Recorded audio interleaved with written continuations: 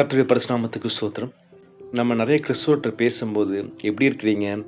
உங்க வாழ்க்கை எப்படி போகுது?" அப்படின்னு சொல்லி கேட்கும்போது, நெறைய பேர் என்ன சொல்லுவாங்கன்னா, "எங்கேங்க வாழ்க்கை? ஏதோ போகுது." அதாவது ரொம்ப சலிப்போட பேசுவாங்க. ஏன் இந்த மாரி பேசுறாங்க?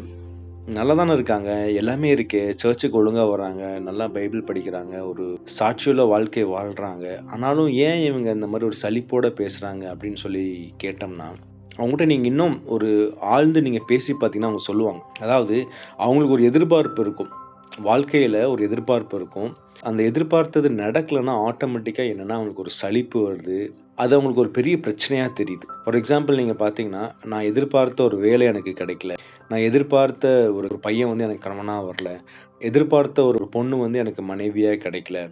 என் பிள்ளைகள் நான் எதிர்பார்த்தபடி படிக்கல. என்னோட வேலை உயர்வு வந்து நான் எதிர்பார்த்தபடி இல்ல. என்னுடைய தொழில் நான் எதிர்பார்த்தபடி இல்ல. என் கணவர் வந்து நான் எதிர்பார்த்தபடி என் மேல அன்பு கூரல. என் மனைவி நான் எதிர்பார்க்கிற மாரி என் மேல மதிக்கிறதில்ல. அப்படின்னு சொல்லி நெறைய எதிர்பார்ப்புகள் இருக்கு. இந்த எதிர்பார்ப்புகள் வந்து பூர்த்தி ஆகலன்னா, ஆட்டோமேட்டிக்கா நமக்கு ஒரு சலிப்பு வந்துருது. நமக்கு அது ஒரு பெரிய பிரச்சனையாய் தோணுது. இல்ல? அதனால தான் வந்து நெறைய பேர் வந்து என்ன சொல்றாங்கன்னா, ஏதோ வாழ்க்கை வாழ்ந்துட்டு இருக்குங்க. ஏதோ வாழ்க்கை போற போக்குல போயிட்டுருக்கும். எப்பவுமே என்னன்னா, எனக்கு ஒண்ணு வேணும். நான் எதிர்பார்க்கிறேன். அது கிடைக்கல. அதனால என் வாழ்க்கை நல்லா இல்லன்னு சொல்லி நம்ம நெனைக்கிறோம். கரெக்ட்டுங்க. இந்த வாழ்க்கை வந்து ஒரு கடினமான வாழ்க்கை தான். ஏன்னா, நம்ம வந்து ஒரு விழுந்த உலகத்துல வாழ்ந்து கொண்டிருக்கிறோம். ஒரு பாவத்தின் உலகத்துல வாழ்ந்து கொண்டிருக்கிறோம். ஆனா, நம்ம இயேசு கிறிஸ்துவின் ரத்தத்தால கழுவப்பட்டுட்டோம்னா, கண்டிப்பா நமக்கு வந்து அந்த வாழ்க்கை தேவனுக்கு பிரியமாய் மாறி, நம்ம வாழ்க்கை எப்பொழுதும் ஒரு சந்தோஷம், சமாதானத்தோட தான் இருக்கும். பழைய ஏற்பாடு காலத்துல யோபுவ பார்க்கிறோம். யோபு வந்து நீங்க யோபு 14:1 நீங்க வாசிச்சீங்கன்னா, "ஸ்திரீயினிடத்தில் பிறந்த மனுஷன் வாழ்நாள் குறுகினவனும், சஞ்சலம் நிறைந்தவனுமா இருக்கிறான்." கரெக்ட்டு தான். எக்ஸாக்ட்டா சொல்றார்ல. ஸ்திரீயினிடத்தில் பிறந்தவன் எல்லாமே வந்து வாழ்நாள் குறுகினவன். அதாவது நமக்கு தெரியும் இல்லையா? மனுஷனோட ஆயுள் காலம் 70, பெலத்தின் நாள் 80. ஸோ அந்த குறுகின வாழ்க்கையில வந்து அவனுடைய வாழ்க்கை எல்லாமே பிரச்சனை, பாடுகள் கரெக்ட்டா சொல்றாரு. ஏன்னா, அவர் அந்த பாடுகள், பிரச்சனை வழியா போறாரு. ஏன்னா, அவர் எதிர்பார்த்தது நடக்கல. நான் வந்து தேவனுக்கு உண்மையா இருக்கிறேன். தேவன் சொல்றத கேட்டு நடக்கிறேன். அவர் வந்து பழைய ஏற்பாடு காலத்துல வாழ்ந்தாலும், புதிய ஏற்பாடு கிறிஸ்தவர்கள் என்னெல்லாம் ஃபாலோ பண்ணுமோ, ஃபார் எக்ஸாம்பிள் வந்து என் கண்களோடு நான் உடன்படிக்கை பண்ணியிருக்கிறேன்னு சொல்லியிருக்கிறார். இன்னைக்கு வாழ்கிற நம்ம கிறிஸ்தவர்கள் யாராவது சொல்ல முடியுமா? என் கண்கள நான் உடன்படிக்கை பண்ணிக்கிறேன். ஒரு ஸ்திரீயின் மேல் நான் இச்சையா இருப்பது எப்படின்னு சொல்லியிருப்பார். நம்ம இருக்க முடியுமா? ஆனா அந்த காலத்துல அவர் அவ்ளோ உண்மை முத்தமா வாழ்ந்தார். வேதம் கிடையாது. ஆவியானவர் கொடுக்கப்படல. இருந்தாலும் தேவனுக்கு பிரியமாய் வாழ்ந்தார். அந்த மனுஷன் சொல்றாரு, தன் வாழ்க்கையில பட்ட பாடுகள் நிமித்தம் மனுஷனுடைய வாழ்க்கை வந்து ரொம்ப குறுகினது. அடுத்த வசனம் நீங்க வாசிச்சு பார்த்தீங்கன்னா, அவன் பூவைப் போல பூத்து அறுப்புண்டு போகிறான். பூ எப்படி? இன்னைக்கு பூக்கும், நைட்டுக்குள்ள வாடி வதங்கி போயிரும்.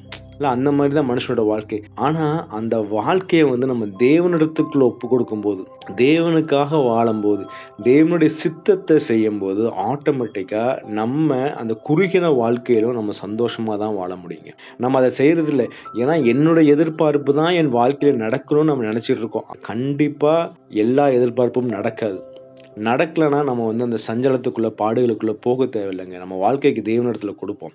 அவரு என்ன பண்ணுவார், நம்மள வந்து ஒரு கனமுள்ள பாத்திரமாய் மாத்திருவார். யூஸ்ஃபுல்லான ஒரு பாத்திரமா மாத்துவார். சும்மா நம்ம வந்து நான் தங்கத்துல ஆனவன், நான் வைரத்துல ஆனவன்னு சொல்லி யூஸ் இல்லாம ஷெல்ஃப்ல இருக்கிறதுக்கு பதிலா, தேவனுடைய கரத்துல நம்ம குடுத்தோம்னா, அவரு நம்மள வந்து யூஸ்ஃபுல்லான டெய்லி யூஸ் பண்ற ஒரு பாத்திரமா மாத்தி, அவரு வந்து அவருடைய ராஜ்யத்த கட்டுறதுக்கு நம்மள யூஸ் பண்ணுவாரு.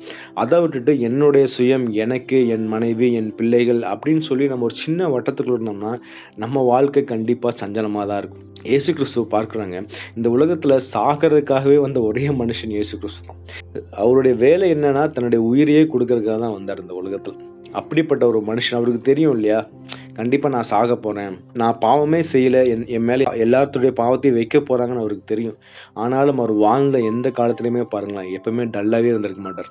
அப்படி நீங்க பார்த்திருக்கவே முடியாது வசனத்துல. எங்க போனாலும் ஹேப்பியா எல்லாத்துக்கிட்டயும் பேசிட்டு, பெரிய அற்புதம் அடையாளம் செய்துட்டு, தேவனுக்காக அவர் வந்து வைராக்கியமா இருந்தார். என் அப்பா சொல்ட்டாரு, நான் அத செய்யப் போறேன். என் உயிரையே நான் குடுக்கப் போறேன். இருந்தாலும் நான் சந்தோஷமா தான் இருப்பேன். ஏன்னா, அவர் சந்தோஷமா தன் உயிர குடுத்தார். அவரா வாலண்டியரா குடுத்தார். அதுதான். ஏன்னா, அவருடைய வாழ்க்கை வந்து கடவுளுடைய கையில இருக்கு. அவருடைய சித்தத்தை செய்கிறது தான் இந்த உலகத்தில் வந்தார். ஸோ நம்மளும் இன்னைக்கு தேவனுடைய சித்தத்தை அறிந்து அவருக்காக இந்த குறுகிய வாழ்க்கையை நம்ம அவர் கையில் கொடுத்து அவருடைய ராஜ்யத்தை கட்டுறதுக்காக நம்ம வாழ்ந்தோம்னா நம்ம வாழ்க்கையும் சந்தோஷமாக தாங்க இருக்கும். எப்பவுமே நம்ம வாயிலிருந்து அந்த சலிப்பான வார்த்தைகள் வரவே வராது.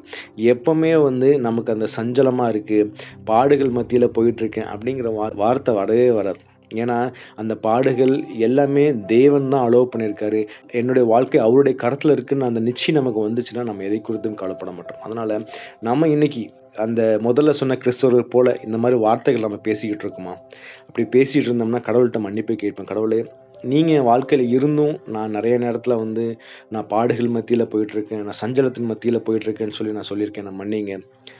நான் எப்பொழுதுமே உங்கள் பிரசன்னத்தை நான் ஃபீல் பண்ண எனக்கு கிருபை தாங்க. உங்களுடைய பிரசன்னத்தில் தானே கடவுளே எனக்கு அந்த சந்தோஷம், சமாதானம் இருக்குது.